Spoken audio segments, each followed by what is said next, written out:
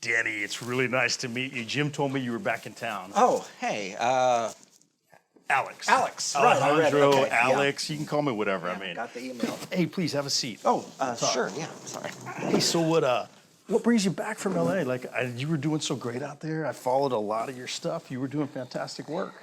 You know, LA, I just, you just get tired of dealing with the bullshit. You know, when you left San Antonio, I thought you were just going to be the thing, you know, the San Antonio guy that made it, you know? Yeah. So, Denny, look, I wasn't going to tell you this because I didn't want to come off all fan geeky and all that, but I used to watch that show that you were in, Sailor Steve. You've got to be kidding. Sailor Steve was a part of my childhood, dude. I mean, it was great. It was the best. And you were our favorite part of that show. The other kid, who's a friend of mine, Billy, he's a nice guy and everything's very successful, has a big house, all that. But he's not you, Danny. He was never you. You're the one that was going to make it. He was an actor too, he was a child actor, but you were the one that was going to make it. Look, we got this gig for you today. You're going to nail that audition. Trust me, I know you're going to nail that audition. And a lot of good stuff's going on in the city. I mean, it used to be Austin, not anymore. San Antonio's doing a lot of film production, a lot of TV production, and you're going to be a part of it. Yeah. I hope I didn't say anything wrong. I mean, I didn't mean to. No, not at all, not at all. I just, no one ever remembers that. That's how much I believe in you. I followed your career your whole life. Oh, man. You want to know why I came back? Why, Denny? Why'd you come back?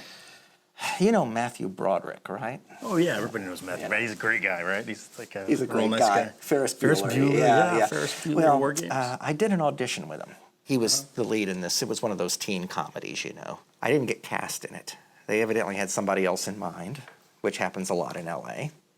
That was fine, but a couple of days later, I was walking past Spago's, and I just happened to see Matthew Broderick in there. Oh, wow, that's great. He was with, he was with, not the...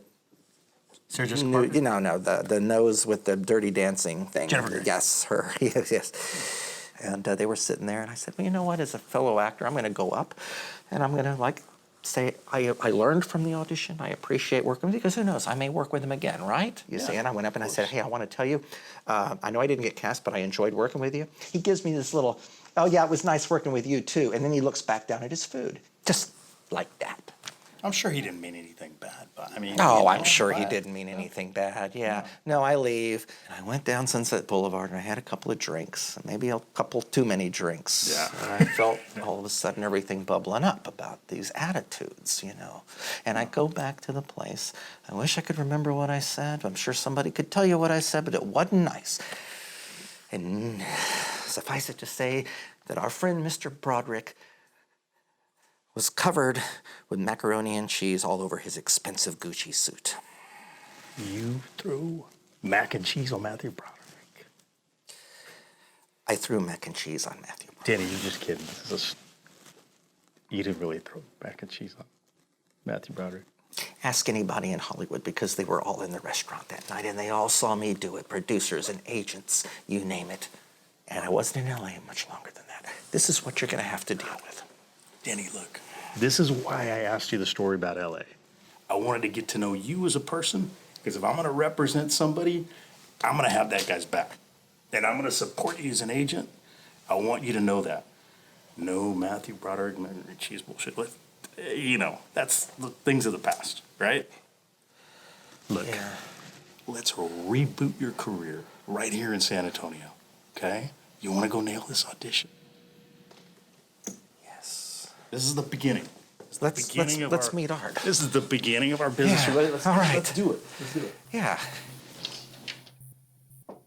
Man.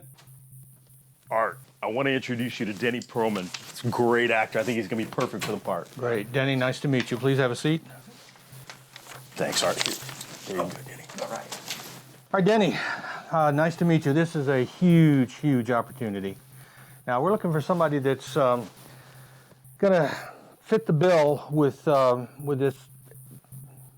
this thing that we're doing.